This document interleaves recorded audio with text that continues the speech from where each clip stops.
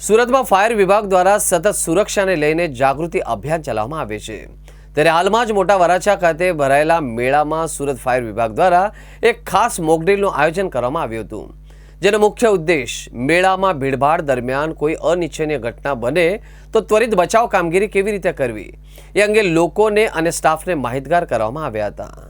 Surat fire વિભાગની ટીમે આજે મોટા વરાછા સ્થિત મેળાના સ્થળે પહોંચી ગઈ હતી, જ્યાં તેમણે આગ અથવા કોઈ દુર્ઘટના સમય સ્થિતિને કેવી રીતે કાબૂમાં લેવી તેની લાઈવ ડેમોન્સ્ટ્રેશન આપ્યું હતું। આ મોકડ્રીલ દરમિયાન ફાયર વિભાગની ટીમ દ્વારા નીચે મુજબની મહત્વની કામગીરી કરવામાં આવી હતી।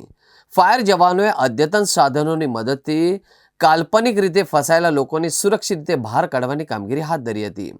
જે મેળામાં અચાનક આગ લાગે કે અફરાતફરીનો માહોલ સર્જાય તો ત્વરિત કેવી રીતે કામગીરી કરવી તેનું માર્ગદર્શન આપવામાં આવ્યું હતું।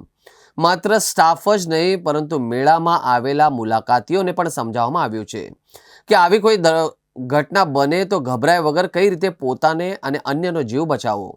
મેળાના આયોજકો અને સ્ટાફને આગની ઘટના સમયે પ્રાથમિક સારવાર અને ફાયર એટલે કે અગ્નિશામક સાધનનો ઉપયોગ કેવી રીતે કરવું તેની વિગતવાર માહિતી આપવામાં આવી હતી।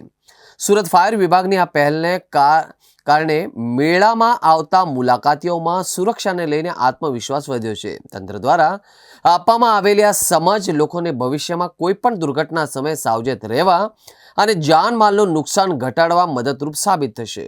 આજે જે વરાછા ઝોન બી વિસ્તારની અંદર ઉત્તરાયણ એરિયા છે તેમાં ગજેરા કમ્પાઉન્ડ પાસે એક મેળાનું આયોજન કરેલું છે। તો એ મેળાની અંદર પબ્લિક અવેરનેસને લઈ એક મોકડ્રીલનું આયોજન કરેલ હતું અને જ્યારે અમે ચેકિંગમાં અહીંયા આવેલા ત્યારે અમને બધી ટીમ ભેગી થઈ જે ગેમ ઝોનની કમિટી બનેલી છે એ કમિટીમાં આવો નિર્ણય કરવામાં આવ્યો કે આવું કોઈ ગેમ ઝોન કે જ્યાં પબ્લિક વધુ પડતી ભેગી થતી હોય એવી જગ્યાએ મોકડ્રીલનું આયોજન કરવામાં આવે તો એનાથી પબ્લિક અવેરનેસ જાગૃતિ જરૂરી છે। આવા સમયે જ્યાં પબ્લિક વધારે હોય ત્યાં કોઈ ઇન્સિડન્સ બને છે તો ત્યાં પબ્લિકની અંદર અવેરનેસ હશે ને તો કોઈ ઇન્સિડન્સ નાનો હશે તો એ ઇન્સિડન્સ મોટામાં ના પરિણામે અને પબ્લિકની અંદર જાગૃતતા હશે તો એ ઇન્સિડન્સ નાનામાં જ કરી